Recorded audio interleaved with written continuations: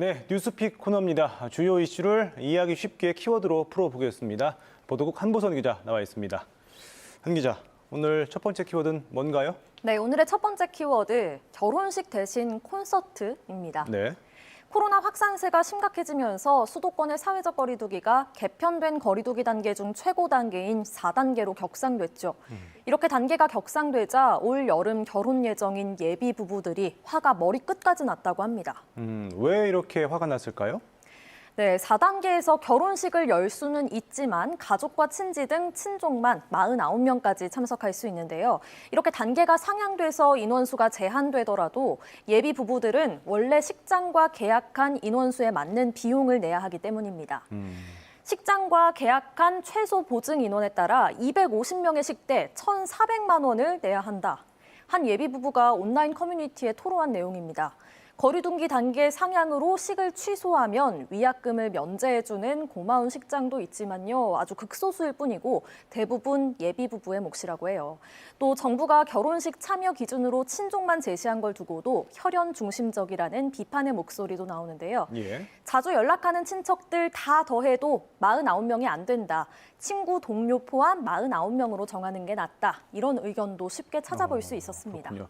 이렇다 보니까 이런 내용으로 청와대 국민청원도 올라왔다고 하죠? 네, 맞습니다. 지난 8일 예비 부부가 도대체 뭘 그렇게 잘못했나요? 라는 제목의 국민청원이 올라왔는데요. 청원인은 결혼식에만 기준이 유독 박하다며 형평성에 대해서도 문제를 제기하고 있었습니다. 예. 더욱 화나는 것은 형평성이다. 주말마다 백화점에 인파가 몰리는 건 문제가 없고 결혼식에 몇백 명 모이는 것은 왜 문제냐. 실제로 4단계에서 백화점, 마트 등 다중이용시설은 10시까지 영업 제한만 있고 인원 제한은 없죠. 또 특히 콘서트 같은 공연장에는 5,000명까지 입장이 가능한데요. 때문에 예비 부부들 사이에서는 그럼 결혼식 대신 콘서트를 열면 되는 거냐 이런 자조 섞인 말도 나오고 있습니다. 그래서 결혼식 대신 콘서트군요. 네. 이 코로나19 사태가 작년부터 이어지다 보니까 예비 부부들 참 답답할 것 같습니다. 네, 맞습니다. 그래서 전문가들은 정부가 세부 지침과 보상안을 마련해야 한다고 주장합니다. 천은미 이대 목동병원 호흡기내과 교수는 결혼식은 식사를 제공하기 때문에 콘서트와 차이가 있다면서 식사를 안 하는 조건으로 인원수를 늘리는 방법을 제안했고요. 또 김우주 고대구로병원 감염내과 교수는 정부가 보상 차원에서 위약금을 지불하는 등 책임을 지는 게 맞다고 말했습니다. 어떤 방식이든 억울한 예비 부부들을 위해 대책이 필요한 건 분명해 보입니다. 네, 잘 들었습니다. 자, 이번엔 두 번째 키워드 볼까요? 네, 두 번째 키워드, 주차 요금도 똘똘하게입니다. 네. 먼저 사진을 한번 보시죠. 대전 시내에서 흔히 볼 수 있는 노상 공영주차장입니다.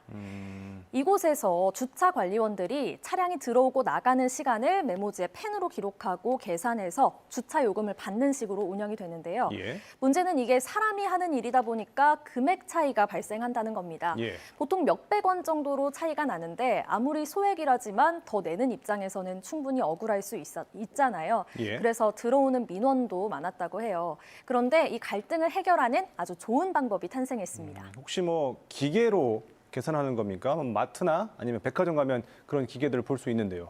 네, 이 말씀하신 무인 정산 시스템 2019년에 설치된 적이 있습니다. 네. 대전 서구에 노상 공영주차장 10곳에 설치됐는데요. 덕분에 주차 요금을 정확하게 매길 수 있어서 좋은 평가를 받았지만 완벽한 해결책은 아니었습니다. 이런 기계는 따로 관리하는 사람이 필요가 없잖아요. 예. 그래서 주차 관리인을 하시던 분은 하루아침에 일자리를 잃게 된 거죠. 그렇죠. 이렇게 되면은 일자리를 잃게 되니까 단점이 생기는데 그럼 이런 단점도 보완한 그런 방법입니까? 네, 맞습니다. 바로 스마트 단말기입니다. 예. 주차 관리인이 단말기에 차량의 입출차 시간을 입력하면 요금이 정확하게 정산됩니다. 지금도 사설업체에서 만든 스마트 단말기가 일부 주차장에서는 사용되고 있죠. 그런데 대전시에서 이번에 새로 개발하는 스마트 단말기는 장애인, 국가유공자, 경차, 친환경차를 자동으로 식별하는 기능까지 추가됐습니다. 예. 즉 예전에는 주차 관리인이 일일이 확인해야 주차요금 할인을 받을 수 있었다면 이 대전시의 스마트 단말기를 사용하면 이런 차들이 자동으로 50% 요금 감면을 받을 수 있는 겁니다. 자동으로 요금 감면까지 받을 수 있으면 참 좋은데 대전시가 어떻게 이런 걸 개발하게 된 겁니까? 네, 설명해 드리겠습니다. 대전시의 노상 스마트 주차 정보 시스템 구축 사업인데요. 2020년 4월 행정안전부 공모사업에 선정돼서 국비 1억 5천만 원을 지원받아 진행하고 있습니다. 지금은 스마트 단발기 프로그램 개발과 테스트를 진행 중이고요. 이달 안에 일부 구간에서 시범 운영을 시작합니다. 먼저 150대 정도 보급이 되고요. 앞으로 차차 늘려간다고 합니다. 우리 사회의 갈등도 해결하고 또 사람의 일자리도 지켜주는 착한 기술이라는 생각이 듭니다. 지금까지 뉴스픽이었습니다.